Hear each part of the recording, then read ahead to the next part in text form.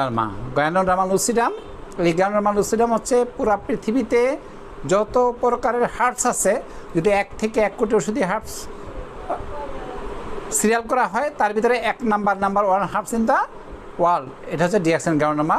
Doctor লিনসোজিন 1983 থেকে 1993 10 বছরের গবেষণায় এই ডিয়াক্সিনের যে গ্যানোডার্মা, যেটা ব্রেন, হার্ট, লিভার, ক্রিমসন গ্যানো, রুই গ্যানো এবং পিগেসব 6 প্রকার মাশরুম টিস্যু কালচার পদ্ধতিতে একত্র করে যেই গ্যানোডার্মাটা যখনই দেহের ভিতরে যায়, আমাদের অতি প্রথমে পুরা দেহটাকে স্ক্যান করে পুরা দেহের প্রত্যেকটা সেলকুলের ভিতরে যত টক্সিনগুলো আছে টক্সিনগুলোকে ডিটক্সিফাই করে এবং রিকনস্ট্রাকশন করে পুরা দেহের বডি ফাংশনগুলো ঠিকঠাক করে নিয়ে আসে।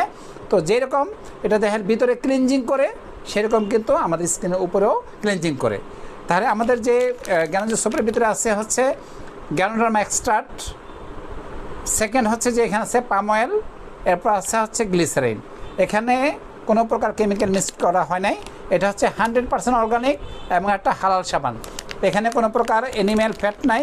এখানে হচ্ছে আপনার হচ্ছে যে বোটানিজ ফ্যাট, সেটা হচ্ছে পাম অয়েল থেকে। তাহলে দেখেন, আপনি যদি চান অ্যাজ এ বলবো যে মুসলিম হিসাবে যে আমি একটা হালাল সাবান ব্যবহার করব, তাহলে ডিয়াক্সিন হতে পারে আপনার জন্য একটা পারফেক্ট সাবান, যেটা হচ্ছে 100% হালাল সাবান। এই সাবানটা একটা শিশু যেদিন থেকে জন্ম নেয় সেদিন থেকে মৃত্যুর আগ পর্যন্ত সারা জীবন এই সাবানটা ব্যবহার করা যাবে। এখন আমি আসি যে এই সাবানটা আমরা কেন ব্যবহার করব। এই সাবানটা হচ্ছে যে আমাদের যে আমরা যে চলাফেরা করি, দেখেন দুইটা মাধ্যমে কিন্তু সবচেয়ে বেশি আমাদের দেহের ভিতরে বিভিন্ন প্রকার বাহির থেকে আপনার যে বিভিন্ন টক্সিন এবং বিভিন্ন প্রকার জীবাণুগুলা আসে। আমাদের হচ্ছে বাতাসের মাধ্যমে প্রায় 10 থেকে 12,000 প্রকারের বিভিন্ন প্রকার হচ্ছে যে জীবাণু, ভাইরাস, ব্যাকটেরিয়া, ফাঙ্গাস, এগুলো সব কিন্তু বাতাস বাহিত। সেটা কোথায় আসে? আমাদের স্কিনে আসে। স্কিনে এসে স্কিনে বাসা বাঁধে। তো আমরা সাধারণ সাবানে যে গোসল করি সেটা হচ্ছে যদি শুধু পরিষ্কার করার জন্য, কিন্তু স্কিনের মধ্যে আমাদের বলা হয়েছে 1 সেন্টিমিটার স্কিনের মধ্যে 4 থেকে 5,000 প্রকার বিভিন্ন প্রকার ব্যাকটেরিয়া, ফাঙ্গাস, প্রোটোজোয়া, বিভিন্ন প্রকার পরজীবী জমা থাকে।